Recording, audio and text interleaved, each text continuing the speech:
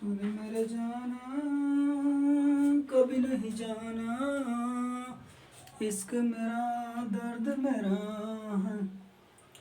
मैंने मेरे जाना कभी नहीं जाना, इश्क तेरा दर्द मेरा। नमस्कार दोस्तों, मेरा नाम संजीत कुमार है। आज से हम लोग पॉलिटी के लेक्चर के बारे में डिस्कस करेंगे और पॉलिटी का क्लासेस प्रारंभ करने जा रहे हैं। सबसे बड़ी बात, आज तक मैंने इतने यूट्यूब चैनल को देखा, बट किन्होंने इतने सारे, मैं ये नहीं कह रहा हूँ कि टीचर सारे खराब है, बहुत बेहतरीन टीचर है, बट क्वेश्चन के रिक्वायरमेंट के हिसाब से किन्होंने नहीं पढ़ाया। सब बस अपना खाना पूर्ति करते जा रहे, अपने चैनल चलाते जा रहे। मुझे किसी से कोई शिकायत नहीं है और आज मैं आपके सामने पॉलिटी का वीडियो लेके आ रहा हूँ। आज का पहला लेक्चर होगा। आज हम जानेंगे क्या पढ़ना है और कैसे पढ़ना है, इन चीज़ों को देखते हुए चलेंगे। आइए सबसे पहले हम देखते हैं पॉलिटी में हमें क्या पढ़ना है।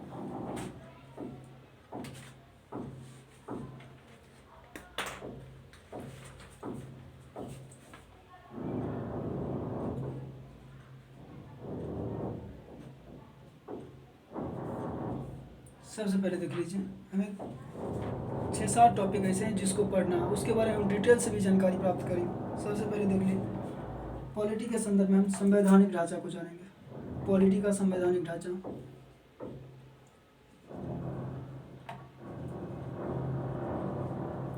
संवैधानिक ढांचा,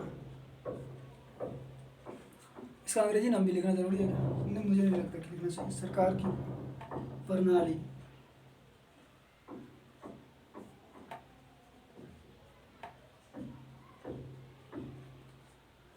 सरकार की प्रणाली। उसके बाद केंद्र सरकार,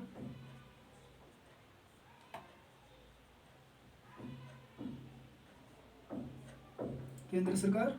उसके बाद फिर राज्य सरकार, राज्य सरकार। ठीक, उसके बाद फिर स्थानीय सरकार,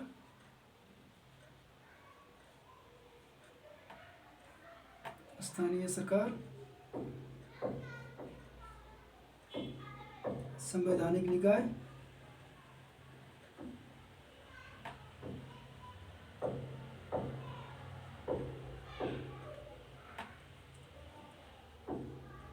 संवैधानिक निकाय, गैर संवैधानिक निकाय,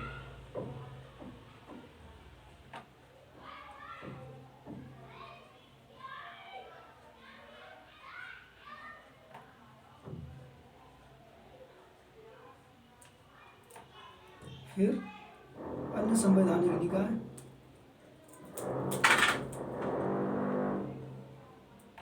मैं डर ही गया था यार। अन्य संवैधानिक निकाय, एक्चुअली हुआ क्या था, ये बिजली वाला जो है ना बोर्ड, वो गिर गया, तोड़ गया, टेप से सटे हुई थी।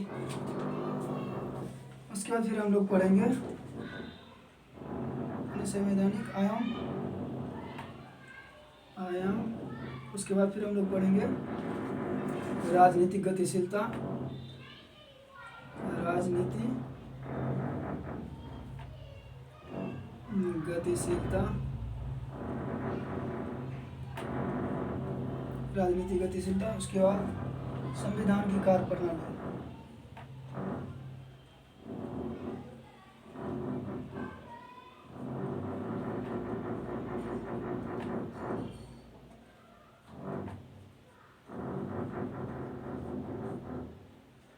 हम इसके बारे में, हम लोग इसके बारे में डिटेल से जानेंगे, किसके अंदर क्या पढ़ना है और क्या हमारे लिए उपयोगी है। ठीक ना, तो आप लोग इसको नोट कर लीजिए। कितने एलिमेंट्स हैं टोटल? 1 2 3 4 5 6 7 8 9 10। ये दसों को देखना है और इसके अंदर घुसना है, इसके अंदर तक। ये तो ऊपर से टॉपिक हो गया कि क्या पढ़ना है, क्या क्या ज़रूरत है। इसमें देखिए मेन चीज़ें ज़रूरत है सबसे ज़्यादा। देखिए आए दिन हमेशा चुनाव होते रहता भारत में किसी न कहीं। ठीक, इसको देख लेंगे। ठीक, और उसके बाद फिर ये देखेंगे, केंद्र सरकार देखेंगे। ठीक, और देखना सबको है, बट जो मेजर टॉपिक्स है ना उसको देखना है। संवैधानिक ढांचा में आप सब जानते ही हैं, टोटल 11 एलिमेंट्स है, उसको भी देखना है, उसका ऐतिहासिक बैकग्राउंड वगैरह देखना है। ठीक, सरकार की कार्यप्रणाली को देखेंगे कि ये जो टॉपिक है ना, ये और ये हमेशा न्यूज़पेपर में बने रहते हैं, तो इस पर फोकस करना है, इस पर ज़्यादा करंट अफेयर्स राइज अप होते हैं। इन चीज़ों को देखें। इसके अंदर 2-3 टॉपिक ऐसे हैं जो हमेशा करंट अफेयर्स में रहते हैं, हमेशा न्यूज़ में बने रहते हैं। उस चीज़ों को देखना, डिटेल से जानना है, अच्छे से बारीकी से, और किस तरह का क्वेश्चन पुटअप होता है, ये सारी चीज़ हम राइज करवाएंगे, आपको टाइम टू टाइम बताते रहेंगे। ठीक, इन सब नोट कर लिए होंगे आप लोग।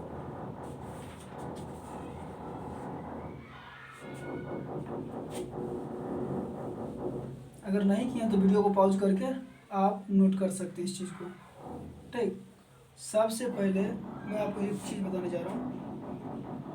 इस लेक्चर को स्टार्ट करने से पहले कुछ शब्द हैं, जैसे शब्द देखे थे आपने, संवैधानिक,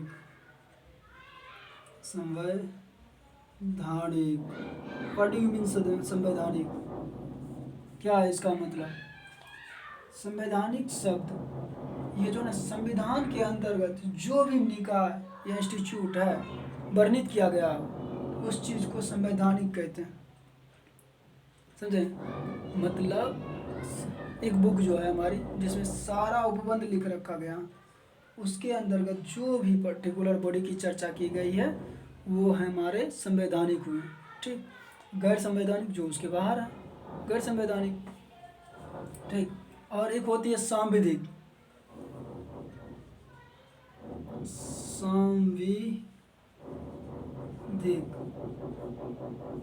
इस चीज़ को बहुत कम टीचर्स भी बताते हैं और बहुत कम लोग जानते भी हैं।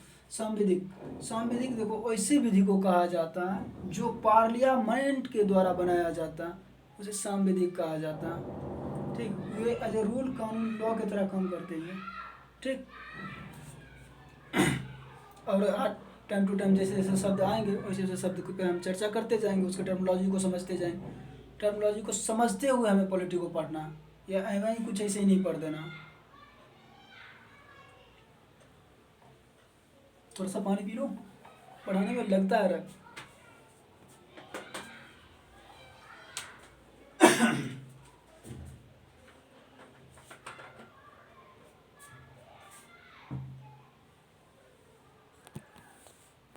तो मेरा भी फोटो आना चाहिए क्लियर से, आपको भी पता चले कि कौन पढ़ा रहा बंदा।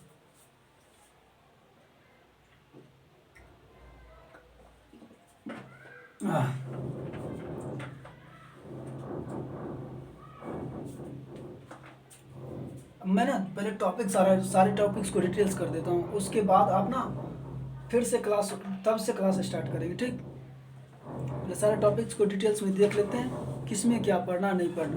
पहले हम बात करते हैं हमारे संविधान में। देखिए, हमारा संविधान कब बना था? 1949 को।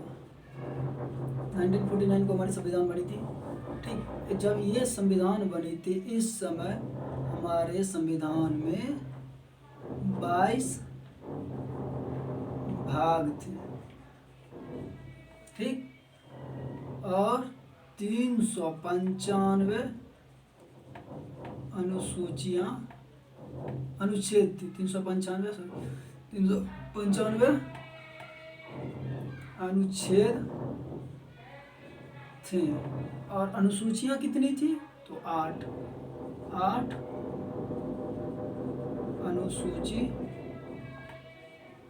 अनुसूचियाँ थी। जानते क्वेश्चन कैसे पूछा जाता है कि मूल संविधान में भाग थे, हम लोग ध्यान नहीं देते हैं, या मूल संविधान में भाग थे, क्वेश्चन दिया था सीधे, हम लोग ध्यान में नहीं देते हैं, तो वर्तमान में जो पढ़े रहते हैं वही लगा के चले आते हैं। मतलब सब लोग नहीं लगाते, कुछ लोग जिनको मतलब थोड़ा अंडरस्टैंडिंग में दिक्कत हो गई वो लोग लगा के चले आते हैं। ठीक, तो इस चीज़ को नोट कर लीजिए। ठीक, जब 1949 में हमारा संविधान बना था उस समय 22 भाग थे, 395 अनुच्छेद थे, 8 अनुसूचियाँ थी। ठीक, और 2016 के बाद से, आफ्टर 2016 के बाद से हमारे संविधान में कितने अनुच्छेद हैं? 465 प्लस अनुच्छेद है। ठीक, कितनी अनुसूचियाँ हैं? 12 अनुसूचियाँ हैं वर्तमान समय में। उसको 2016 के आफ्टर 16 कहिए या वर्तमान में कहिए, समझे। और कितने अनुच्छेद हो गए? अनुच्छेद तो हो ही गए 465 प्लस, और अनुसूचियाँ 12, और क्या बच गया? भाग। तो कितने भाग हैं? तो 25 भाग है वर्तमान समय में। सारे को हम लोग डिटेल से देखेंगे, देखते हुए बीच अनुच्छेद, किस अनुच्छेद में क्या प्रावधान है, किस अनुसूचिया में क्या, कौन सा अनुसूची संघ सूची में आती है, सारे चीज़ को हम लोग बहुत डिटेल से देखेंगे। ठीक, आइए अब नोट कर लिए होंगे आप लोग, नोट कर लीजिएगा वीडियो पॉज करके। अब आगे हम डिटेल से चर्चा करते हैं। भाई हमें संवैधान ऐतिहासिक पृष्ठभूमि में क्या पढ़ना है? संविधान के ऐतिहासिक पृष्ठभूमि, पहले हम संवैधानिक ढांचा के बारे में बात करते हैं। हमारे संवैधानिक ढांचा के अंतर्गत कौन कौन से टॉपिक आते हैं, इस चीज़ को देखते हैं।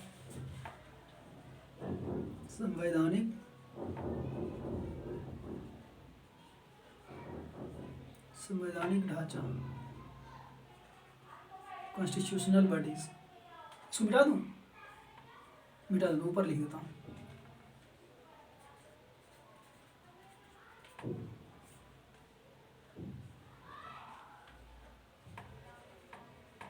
कॉन्स्टिट्यूशनल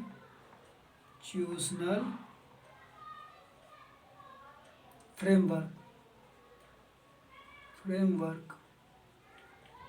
ठीक, अब हम देखेंगे इसमें क्या क्या पढ़ना है इसके अंतर्गत हमें।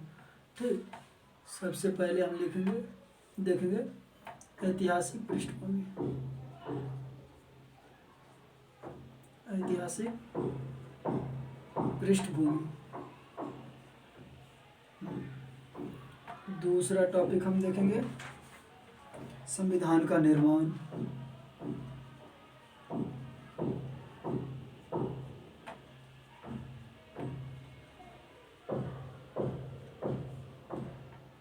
तीसरा टॉपिक हम देखेंगे संविधान की प्रमुख विशेषताएं। संविधान की प्रमुख विशेषताएं। ठीक, उसके बाद हम फिर देखेंगे संविधान की प्रस्तावना। संविधान की प्रस्तावना। ठीक, उसके बाद हम फिर देखेंगे संघ एवं उसके राज्य क्षेत्र। संघ एवं उसके राज्य क्षेत्र। ठीक, उसके बाद फिर हम देखेंगे नेक्स्ट नागरिकता।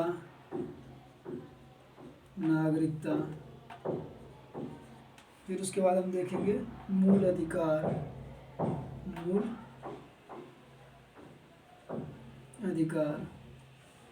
फिर उसके बाद हम देखेंगे राज्य के नीति निर्देशक तत्व।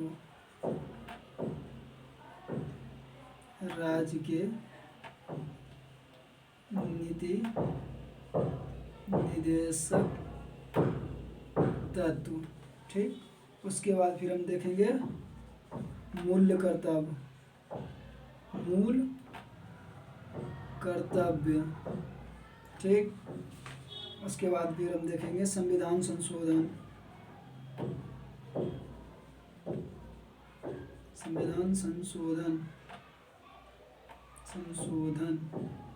जैसे मैंने लिखा ना संशोधन, उसी तरह लिखी। बहुत लड़का ऐसे करते ना, संशोधन, ये दंत स्व का उच्चारण कर देते। नहीं, पहली बार दंत स्व, उसके बाद तालव्य स्व। ठीक, 11वां नंबर संविधान की मूल संरचना।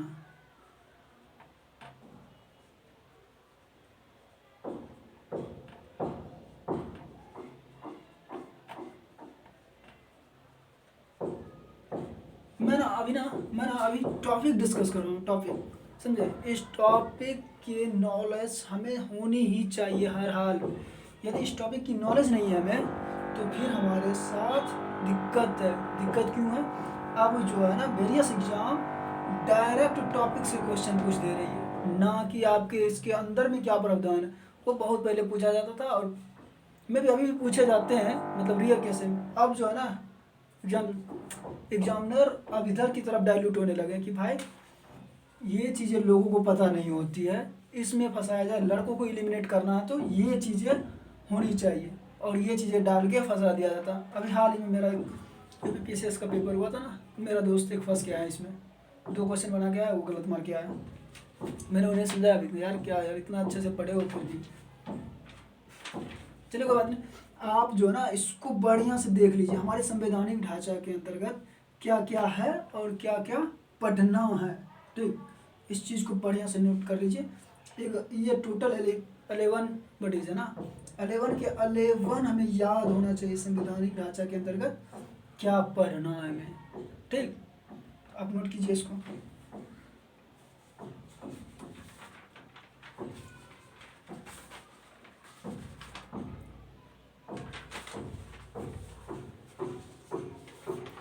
अब हम लोग बात करेंगे सरकार की प्रणाली, government, system of government. Government not government, government पढ़ा जाता है इसको। सरकार की प्रणाली अगला टॉपिक है हमारी, सरकार की प्रणाली। उधर जो 10 टॉपिक अपने अपन बताया था ना, मतलब क्या क्या पढ़ना, बस उसी का ये सेकंड टॉपिक है। ठीक ना, सरकार पहला संवैधानिक ढांचा, ध्यान सरकार की प्रणाली, system of government, system of government,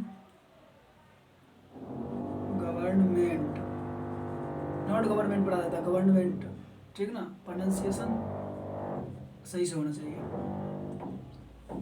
तभी बात बनती है। इसके अंतर्गत हमें क्या क्या पढ़ना है वो देख लेते हैं। ठीक, संसदीय व्यवस्था,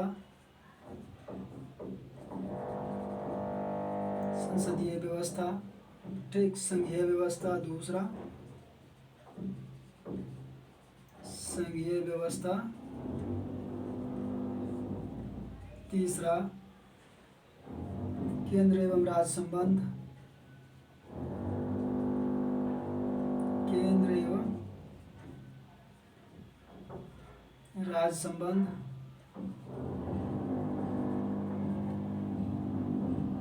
चौथा टॉपिक अंतर्राज्यीय संबंध, अंतर्राज्यीय संबंध। देखिए आप लोग ना मतलब लिखा भी कीजिएगा तो वर्णमाला सही लिखा कीजिएगा। ठीक ना, वो फिर नहीं तो आपको दिक्कत करेगी। होता है बहुत ऐसा होता है। आपातकालीन प्रावधान, आपातकालीन, आपातकालीन प्रावधान, प्रावधान, आपातकालीन प्रावधान। ये हमारी हो गई सरकार की प्रणाली, चाहे वो सेंटर की हो या फिर स्टेट की हो। ठीक ना, मतलब काम करने के तरीके हैं इनके, समझ गए। तो फिर अब हम देखते हैं कि भाई अगला टॉपिक हमें क्या था, केंद्र सरकार। ठीक, सेंट्रल गवर्नमेंट। मुझे नहीं लगता कि हर जगह इंग्लिश लिखना सही रहेगा। केंद्र सरकार। ठीक, अब इसके अंतर्गत हमें देखने किन किन बडीज को पढ़ना। पहला फेमस बडीज, आप ही नाम बता दो। सबसे पहले किसको पढ़ना चाहिए इसमें, प्रधानमंत्री को, राष्ट्रपति को? चलो 2 ऑप्शन दे दिया, बताओ। सबसे पहले राष्ट्रपति को पढ़ेंगे, राष्ट्रपति। दूसरा क्या पढ़ेंगे, पढ़ेंगे उप राष्ट्रपति, उपराष्ट्रपति। और तीसरा क्या पढ़ेंगे, प्रधानमंत्री।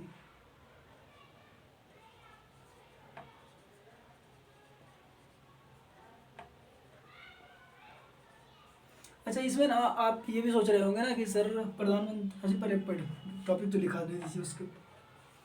चौथा केंद्रीय मंत्रिपरिषद, केंद्र सरकार है ना, इसलिए केंद्रीय मंत्रिपरिषद, मंत्रिपरिषद। पांचवा मंत्रिमंडलीय समिति, मंत्रिमंडलीय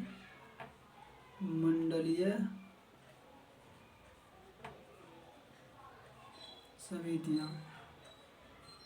ठीक, छठा पढ़ेंगे संसद। नेक्स्ट टॉपिक पढ़ेंगे संसदीय व्यवस्था, संसदीय व्यवस्था। देन पढ़ेंगे आठवां, क्या पढ़ेंगे, संसदीय मंच। देन पढ़ेंगे हम संसदीय समूह,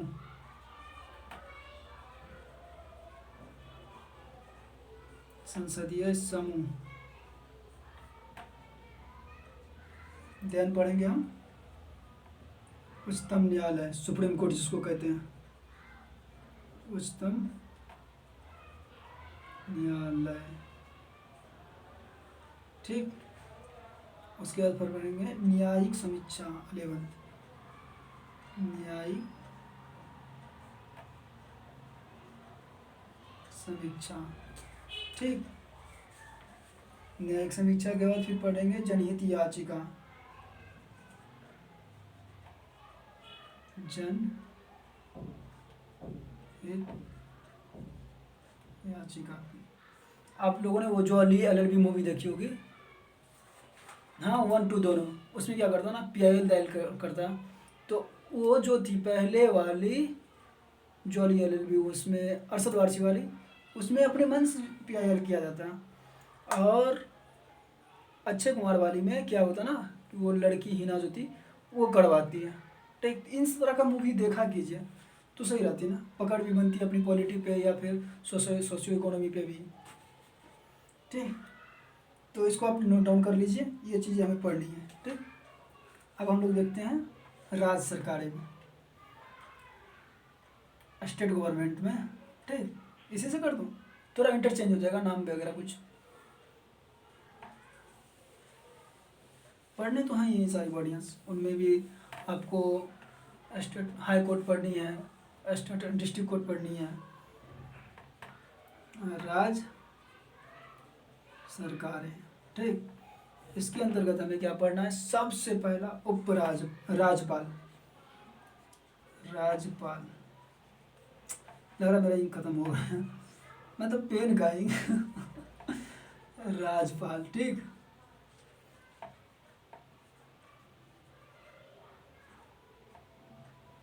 राज्यपाल जिसको गवर्नर कहते हैं अंग्रेजी में,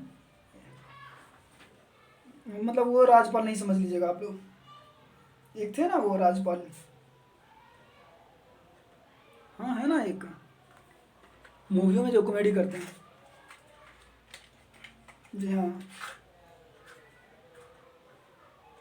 ना वो वाले नहीं, ये सेंटर के काम को देखते हैं। बे यार, लग रहा क्या ये खत्म हो गए क्या यार, धोखा दे देगा।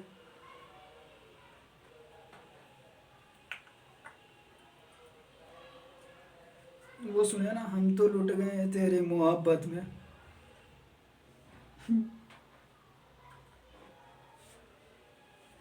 मेरे महबूब कयामत होगी आज रुसवा तेरी गलियों में। धोखा दे दिया, देखता हूँ कोई पेन चल रहा तो जाना पड़ेगा अब यार मार्केट। मैं तो सोचा अभी 4-5 दिन रहूँगा इसी में, बंद कमरे के अंदर। आपको भी पढ़ाना है, खुद भी पढ़ना। जानते हैं सबसे बड़ी बात, इस चीज़ को ध्यान में रखते हुए हम, मतलब अभी सामने BPSC पढ़ी है ना, इस चीज़ को देखते हुए इतने सारे टॉपिक्स हैं पॉलिटी में, न कम से कम नहीं तो नहीं यार, यार इंक तो खत्म हो गया पेन का।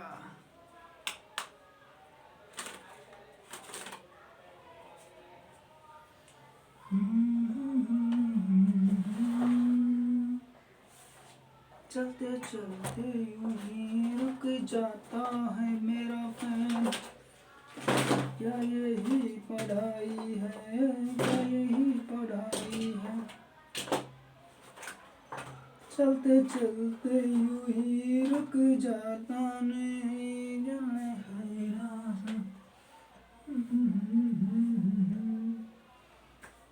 धोखा धोखा आ क्या क्या चाय, इनका तो खत्म सूख गया ना, जो बहुत दिनों से पड़ा था।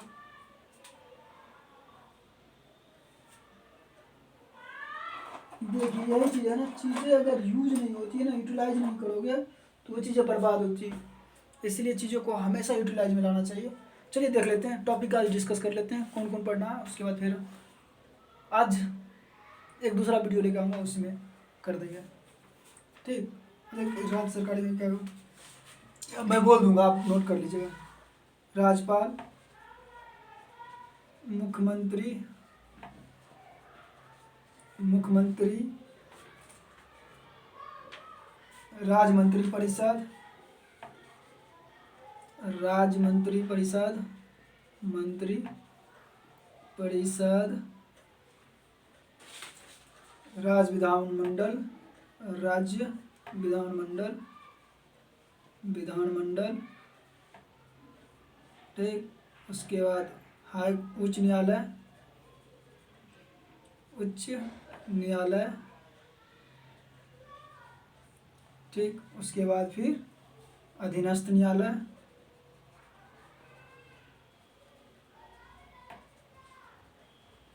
अधीनस्थ न्यायालय वही डिस्ट्रिक्ट कोर्ट।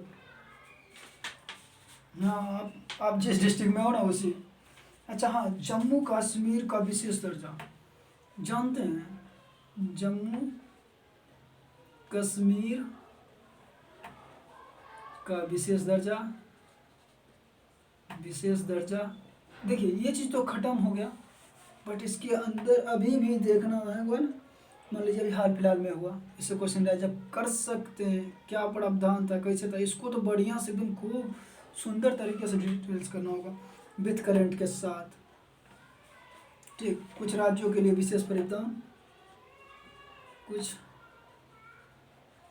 राज्यों के लिए विशेष प्रावधान। अभी अपन लोग ना अभी ना बस टॉपिक डिस्कस कर रहे हैं, किस टॉपिक को कैसे पढ़ना है, कहाँ पढ़ना है। ठीक, अभी आपको ये सिर्फ खाका तैयार करके दे रहा हूँ कि भाई क्या क्या पढ़ना है और कैसे पढ़ना है।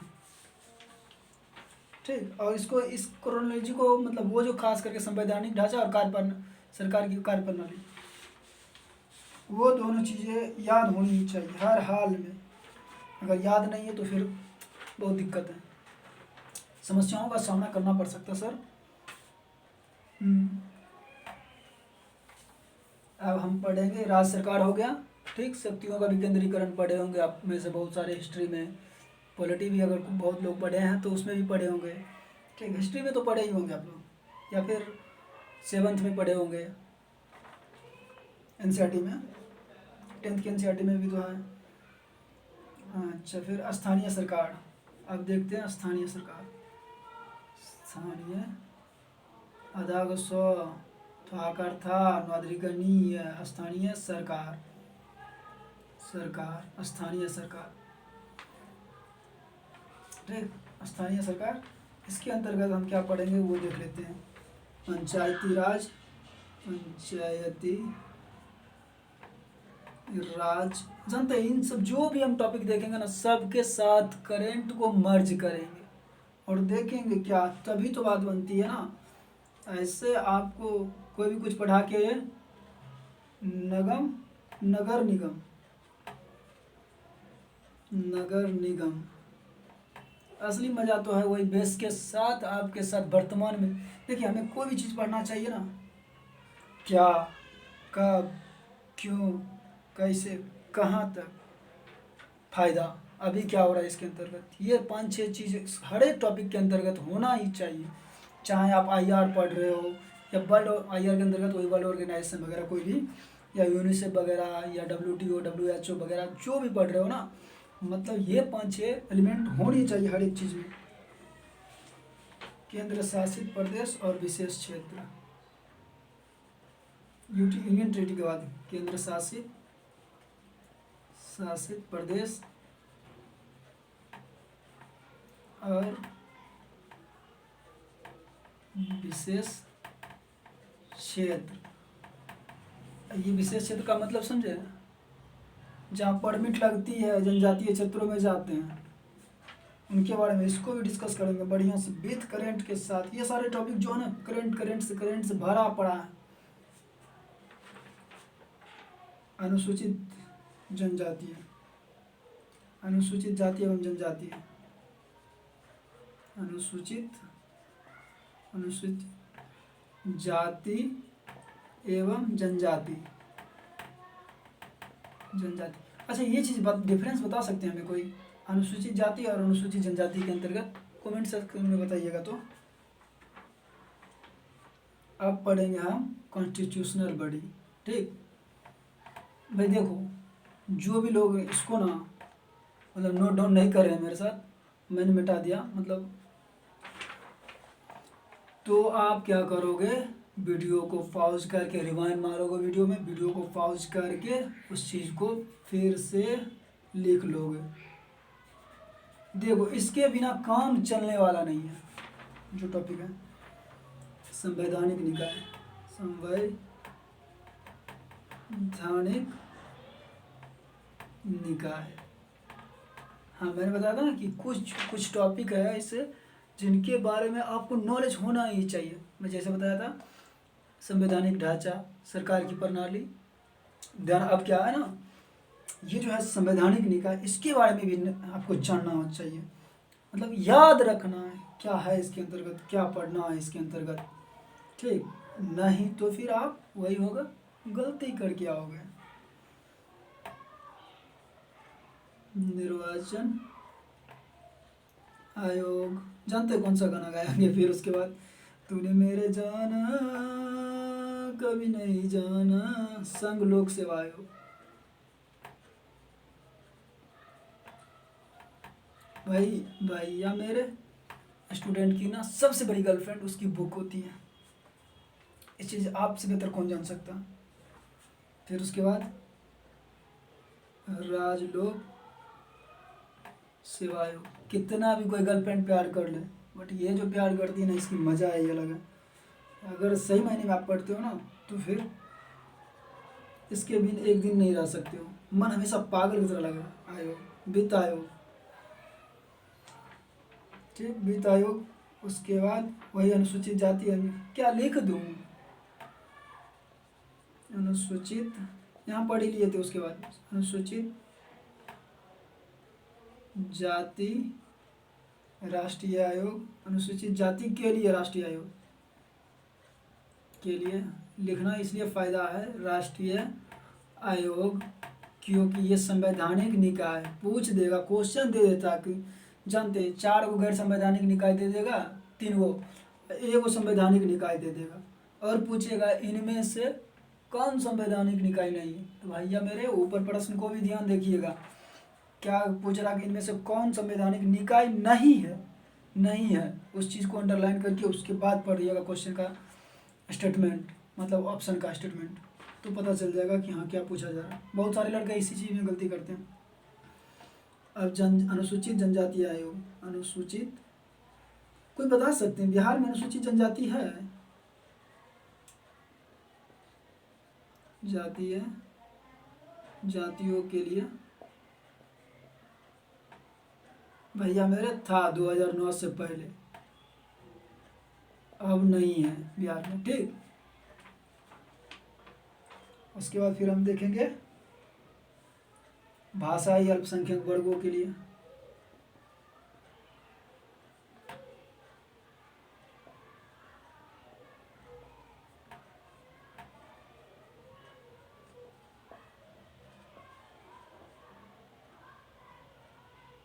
वर्गों के लिए विशेष अधिकारी, विशेषाधिकार। ठीक, उसके बाद फिर हम देखेंगे भारत का नियंत्रक एवं महान, फिर हम देखेंगे त्याग को। ठीक, उसके बाद फिर देखेंगे महान्यायवाद को।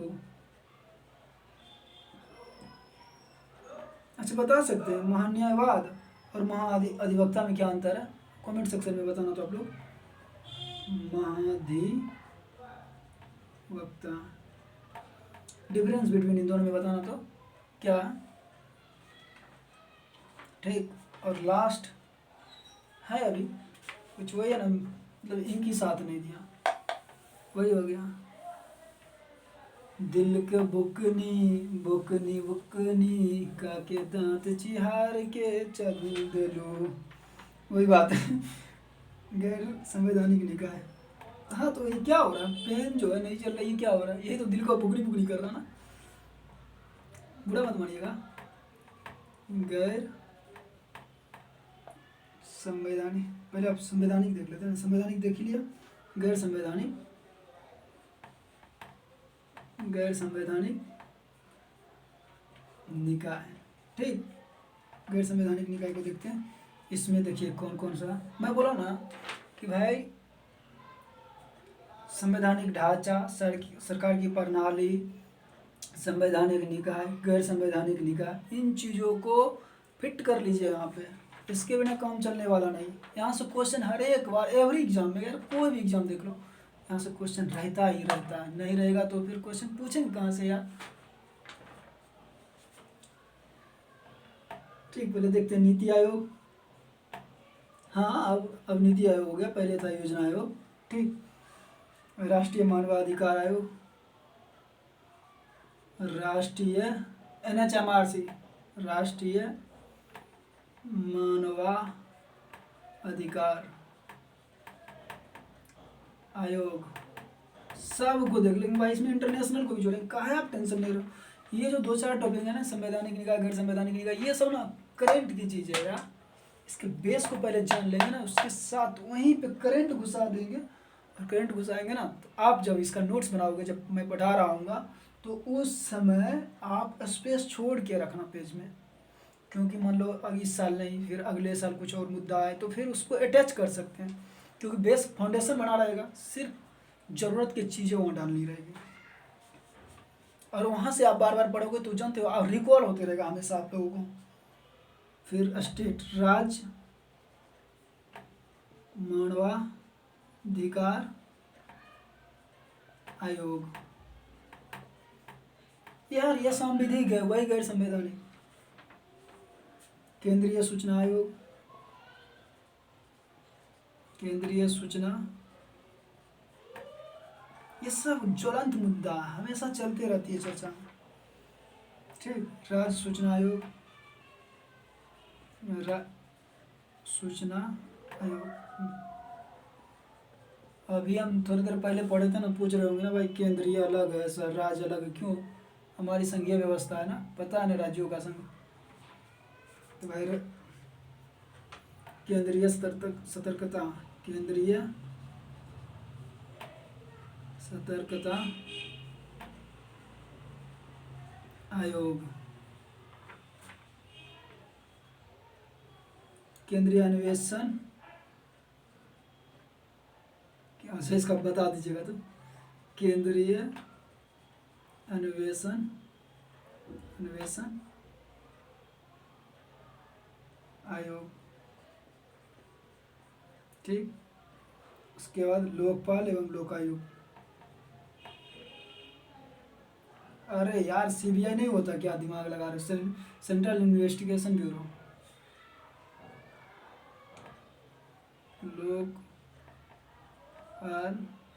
लोकपाल या एवं लोकायुक्त। चर्चा करेंगे। अन्ना हजारे जी बेचारा मर गए लोकपाल करते करते।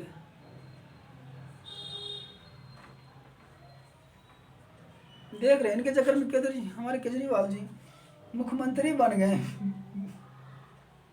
तो दिल्ली में मुख्यमंत्री बन गए। लेकिन एक बात मानना पड़ेगा इनको, केजरीवाल को, और क्या बंदे ने काम किए हैं दिल्ली के अंदर।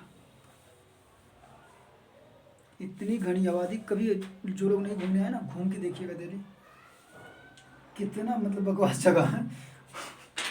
अच्छे भी है, राष्ट्रीय राजधानी है, बट वाट लग जाती है।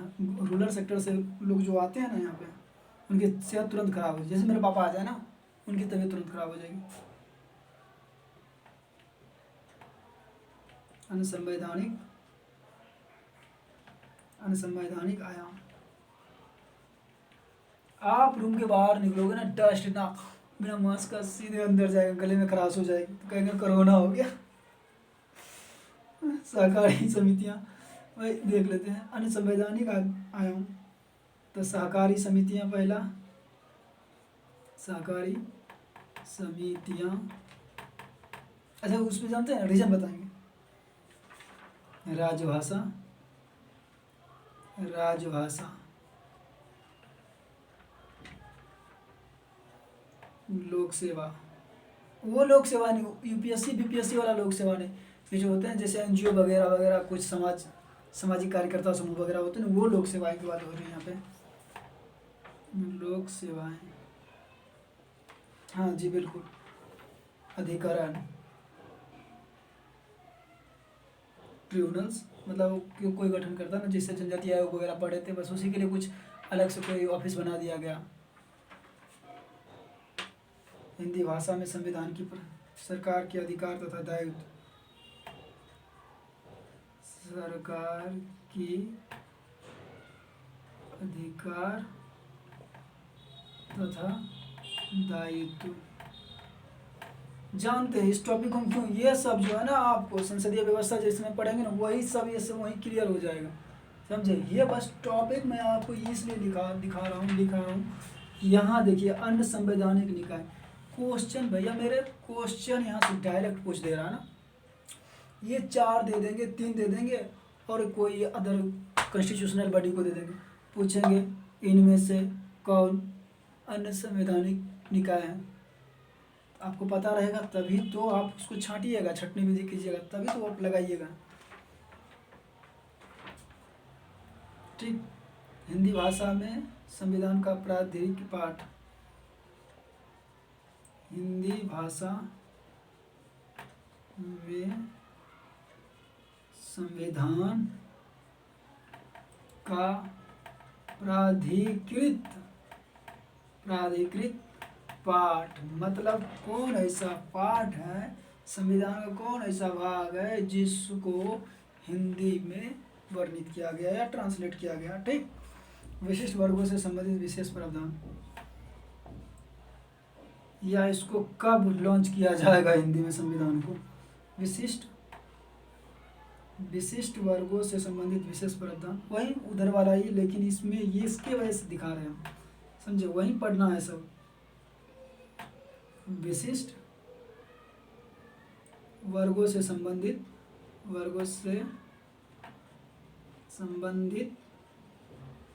स्टेटमेंट को ध्यान से पढ़िए। विशिष्ट वर्गों से संबंधित विशेष प्रावधान, अब वहाँ क्या था, विशिष्ट वर्ग में जातीय जनजातीय अनुसूची, समझे, वही चीज़ है। बस इस शब्द को ध्यान में, अन्य संवैधानिक आयाम जो कह रहे हैं ना, क्वेश्चन भैया मेरे यहाँ से क्वेश्चन डायरेक्ट बनते हैं, तो फिर आप क्या फंसना नहीं है ना, को बना के आना। मैं पहले ही बताया था कि भाई पढ़ाते सब हैं, बट क्वेश्चन कहाँ से राइज अप हो रहा, क्या हो रहा, कैसे बनेंगे, इस चीज़ पे कोई ध्यान एनालिसिस नहीं करते हैं। टीचर भी आते हैं बेचारा, उनको जो पता है अपना कर लेते हैं, बुरा कोई टीचर नहीं भाई, सब मेरे से तो बढ़िया बेहतरीन है, बट यही चीज़ है ना, देते क्या हैं कोई।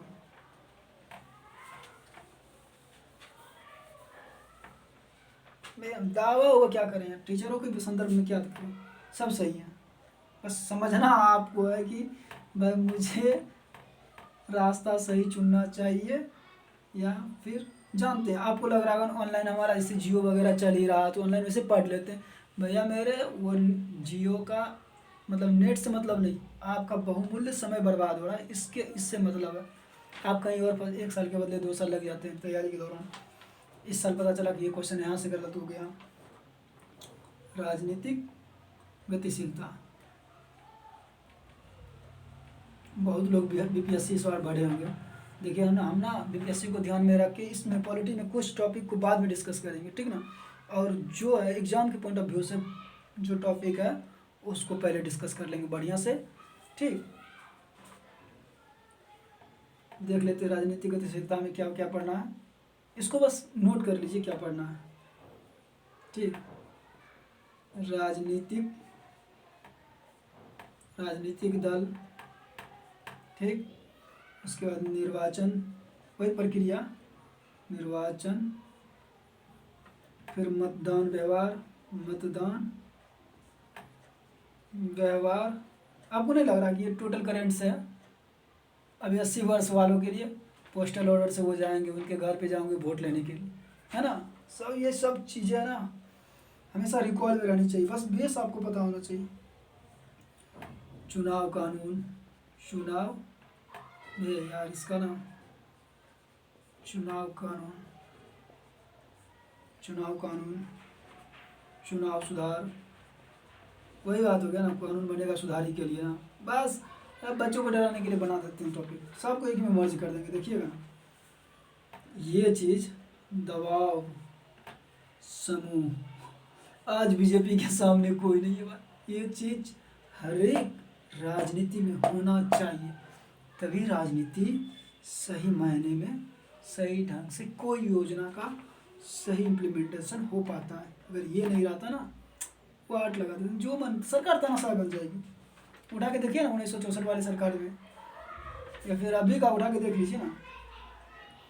राष्ट्रीय एकता,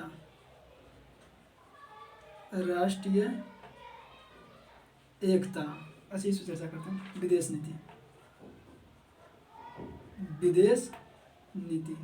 अच्छा इस गवर्नमेंट में एक चीज़ सही हुआ, ये तो सही हुआ, मानते हैं इस बात को, और उधर राजीव गांधी के काल में, ठीक, ये चीज़ तो सही हुआ। जानते, अब मैं बात कर रहा था दबाव समूह, वर्तमान समय में देखिए, वर्तमान सरकार के समय में कोई प्रेशर ग्रुप काम कर रहा है, एनजीओ वगैरह भी अभी काम कर रही है ना, तो मतलब अकॉर्डिंग टू सरकार। अब मीडिया को ले लीजिए, मीडिया क्या होती है, सरकार से छानना, बट यहाँ आज क्या कर रही है मीडिया, सरकार से कुछ ना करके सीधे जनता के पास जा रहे हैं। भैया आप बताओ क्या ये योजना से आपको क्या लाभ है? भाई रे मेरे, जाकर सरकार से पूछो ना, आज इनके यहाँ क्यों नहीं पहुंचा। ऐसा नहीं करेंगे ना, ठीक। तो हमने ये समझ लिया, ये सब करंट की चीज़ें समझे। और आज मतलब हम ना इस लेक्चर को ज़रूर से ज़रूर देखेंगे इसके बारे में, और बीपीएससी को ध्यान में देखते हुए करेंगे, क्योंकि बीपीएससी में देखिए, एक तो 27 दिसंबर से प्रीलिम्स है, ठीक, 27 दिसंबर को, देन अभी वहाँ पे अक्टूबर में ही वहाँ चुनाव लड़ा जा रहा है, ठीक।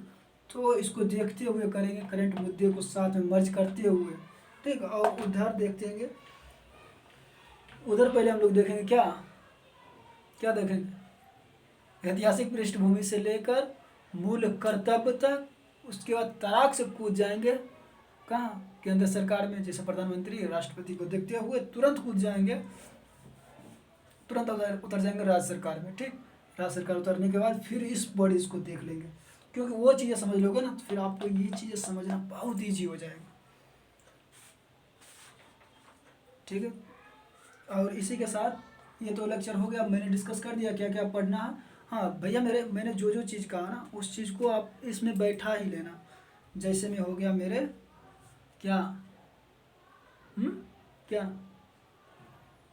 सुनो, संवैधानिक ढांचा, ठीक, सरकार की प्रणाली, ठीक, उसके बाद संवैधानिक निकाय, ठीक, और गैर संवैधानिक निकाय, ये 4 टॉपिक तैयार होना चाहिए, मतलब आपको रिवीजन होना चाहिए इस चारों, समझे। नहीं तो चलिए एक बार रिवीजन करवा ही देते हैं। बताइए संवैधानिक ढांचा के अंतर्गत कौन कौन से टॉपिक हैं।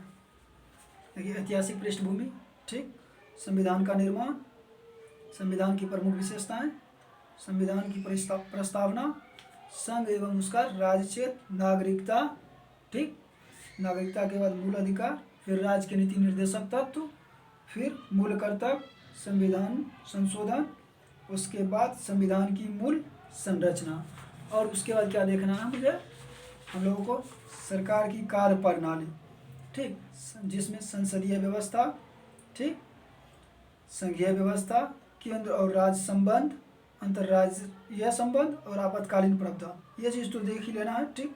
और ये चीज़ छोड़ दो, आपको केंद्र सरकार में क्या क्या पढ़ना नहीं भाई मेरे।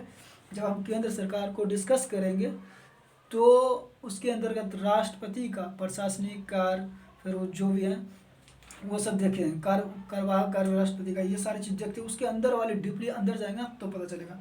ठीक, उसके बाद सरकार हुई क्या, मतलब 2 हो गया ये। और तीसरा जो है संवैधानिक ढांचा हो गया हमारा, और सरकार की प्रणाली हो गई, और संवैधानिक निकाय देखना है हमें तीसरा। उसमें संवैधानिक निकाय में क्या है, निर्वाचन आयोग, संघ लोक सेवा आयोग, राज्य लोक सेवा आयोग, वित्त आयोग, अनुसूचित जातियों के लिए राष्ट्रीय आयोग, अनुसूचित जनजातियों के लिए राष्ट्रीय आयोग, ठीक, भाषाई अल्पसंख्यक वर्गों के लिए विशेष अधिकारी आयोग, ठीक, भारत का नियंत्रक एवं महालेखा परीक्षक, भारत के महान्यायपाल और राज्य का महाधिवक्ता। ये सब, इन सब का वर्णन संविधान के अंतर्गत है। ठीक, पिछले साल बीपीएससी में क्वेश्चन पूछा गया, महान्यायवाद का उल्लेख संविधान में है किस अनुच्छेद में? भैया मेरे पहला नंबर तो वहाँ एक स्टेटमेंट वो हो गया, हाँ भाई है, और दूसरा अनुच्छेद 76 के अंतर्गत है। ठीक, इस चीज़ को ध्यान में रखना। और फिर गैर संवैधानिक आयोग हम देख लेते हैं। नीति आयोग, राष्ट्रीय मानवाधिकार आयोग, राज्य मानवाधिकार, केंद्रीय सूचना आयोग, राज्य सूचना आयोग, केंद्रीय सतर्कता आयोग, केंद्रीय अन्वेषण ब्यूरो, लोकपाल एवं लोकायुक्त। अच्छा, एक बार क्वेश्चन ये भी था कि महिला आयोग किस में आती है, वो एक सांविधिक निकाय भाई मेरे। ठीक, thank you for this lecture. और मैं आप लोगों से एक बात कहना चाहता हूँ, इसी के साथ न, इसके साथ साथ ही हम ज्योग्राफी को भी लेके चलेंगे, क्योंकि समय बहुत कम है, तो पॉलिटी और ज्योग्राफी दोनों एक साथ कवर करेंगे। देखिए, हिस्ट्री इसलिए नहीं उठाएंगे क्योंकि जो चीज़ें यहाँ पढ़ेंगे वो चीज़ें वहाँ पढ़ेंगे। ठीक, तो कुछ बातें थोड़ा अकवर्ड भी लगती हैं, चीज़ों को समझना मतलब एक लॉजिकली बनाना, वो चीज़ अच्छी लगती है पढ़ते हुए। ज्योग्राफी जब स्टार्ट करेंगे लेक्चर तब अच्छा लगेगा आपको। ठीक, और रही बात ये जो पॉलिटी का 2-4 लेक्चर जो है ना, खास करके ऐतिहासिक पृष्ठभूमि में, वो बोरिंग टाइप की लगती है वहाँ, क्योंकि वो रटना होता है, अंडरस्टैंडिंग वाली बात है नहीं। Thank you for watching this video. आप बेल आइकॉन दबा दीजिएगा, ठीक, और सब्सक्राइब ज़रूर कर लीजिएगा, क्योंकि हमें एग्ज़ाम को क्रैक करना है। Thank you very much.